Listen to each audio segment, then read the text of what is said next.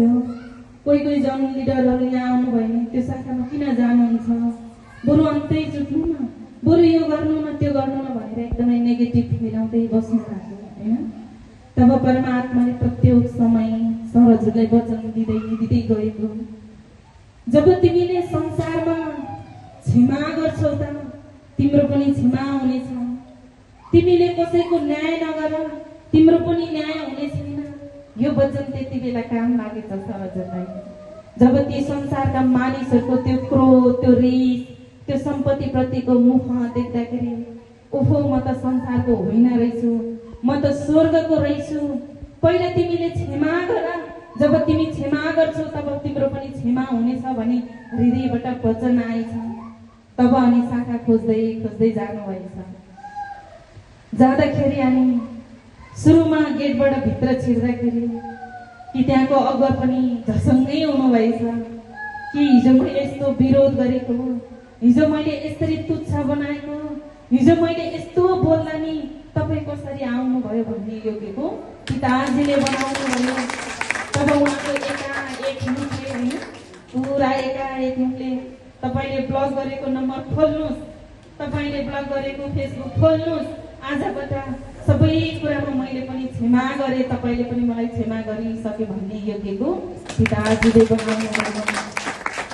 तब अनि भन्नुभयो त नानु बरु स्वर्गको त उहाँ हुनुहुँदो रहेछ नि, संसारको मानिससँग हामी मिलेनौँ, संसारको कुरासँग हामी मिलेनौँ, तर जसरी महिमा गर्नु भए पनि परमात्माले महिमा गर्नु हुँदो रहेछ।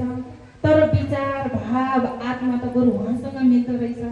बरु शाखामा गएँ, त्यहाँ उत्साहित भएँ, त्यहाँको जनसँग उत्साहित भएँ, त्यहाँका लिडरहरूलाई उत्साहित गर्दै गएँ, हृदय पनि उड्दै गयो, हृदय पनि बढ्दै गयो।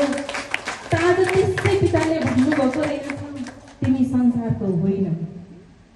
चाहे त्यो फटा तरिकाले महिमा गरोस्, चाहे त्यो जस्तो सुकै गरेर महिमा गरोस्, जब पिताले बोलाउनुहुन्छ नि तब ऊ स्वर्गको हकदार व्यक्ति बनिन्छ। आज परमात्मालाई धन्यवाद।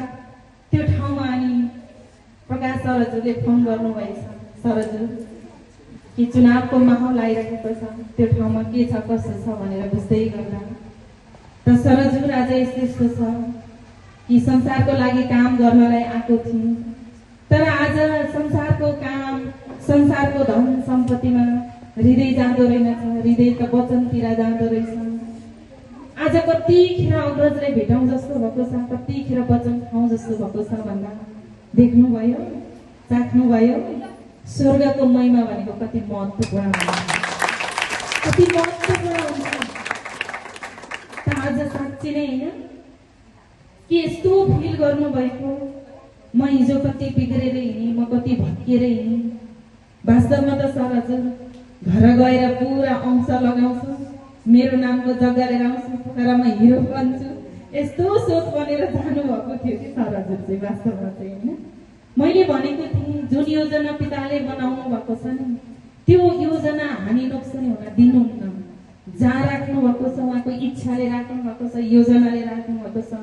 नआत्तिनु, धनी कति बेला बन्नुपर्छ, महिमा कति बेला पाउनुपर्छ, कति बेला पद प्रतिष्ठा बढाउनु पर्छ पिताजीलाई थाहा छ। तपाईँ आत्तिने होइन भन्दा कहाँ हुन्छ? घरको सम्पत्ति भनेको घरकै हो, घरको सम्पत्ति छोडेर नि कोही बस्छ, आफ्नो सम्पत्ति ल्याउने ब्याङ्कमा राख्नु हुन्छ जानु भनेर छोडेको।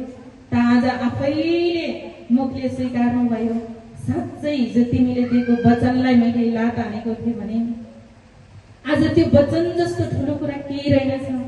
जो हिजो तिमीले सम्झाएर बुझाएर ईश्वरको योजना भन्दा माथि केही कुरा हुँदैन भनेका थियौ, आज पुरा मलाई चाहिँ गला लागेको छ। आज मैले पुरा प्रत्यक्ष रूपमा बुझ्न पाएँ, जान्न पाएँ र ईश्वरीय महिमा पनि के रहेछ भन्ने कुरा थाहा पाएँ भन्ने योग्यको पिताजीले भन्नुभयो।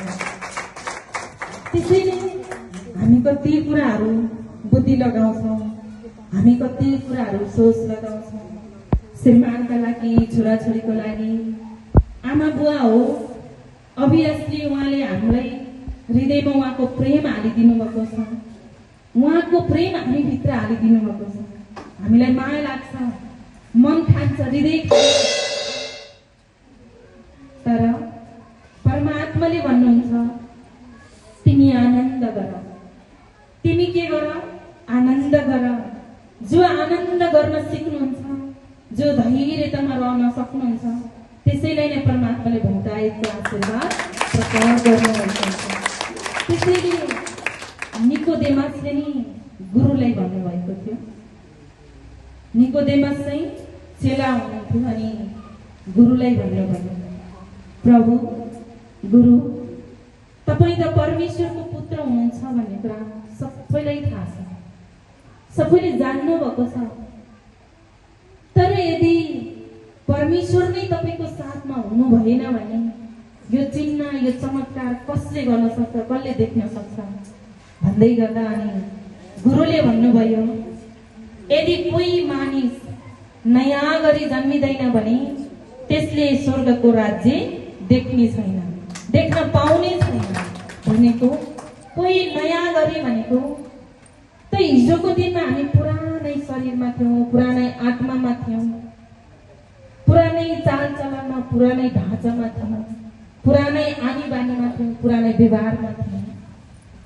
तर आज जुन दिन रोगिदसको नाउँ अंगीकार गर्नु, जुन दिन पिताको हात हाम्रो शिरमाथि पर्यो, त्यो दिनबाट परमात्माले हामीलाई नयाँ गरी जन्माउनु भयो।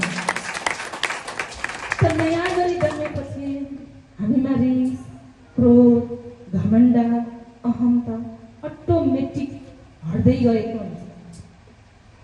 तपाईँ जति पितामा समर्पित हुनुहुन्छ नि, जति तपाईँ आत्मिकी हुनुहुन्छ नि, त्यति तपाईँमा नम्र स्वभावहरू आउन सुरु गर्छ, दयालु भावहरू आउन सुरु गर्छ, सहयोगको भावहरू आउन सुरु गर्छ।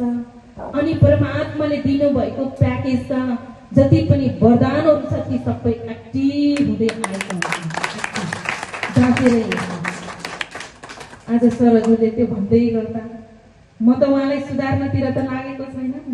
हिजो उहाँलाई सुधार्न कति ठाउँमा भौतारिएको थिएँ, तर आज परमात्मालाई जिम्मा दिएँ, परमात्मालाई छोडिदिएँ, परमात्मालाई भने, परमात्मा तपाईको सन्तान, तपाईले के को जरुरत देखेर राख्नु भएको छ।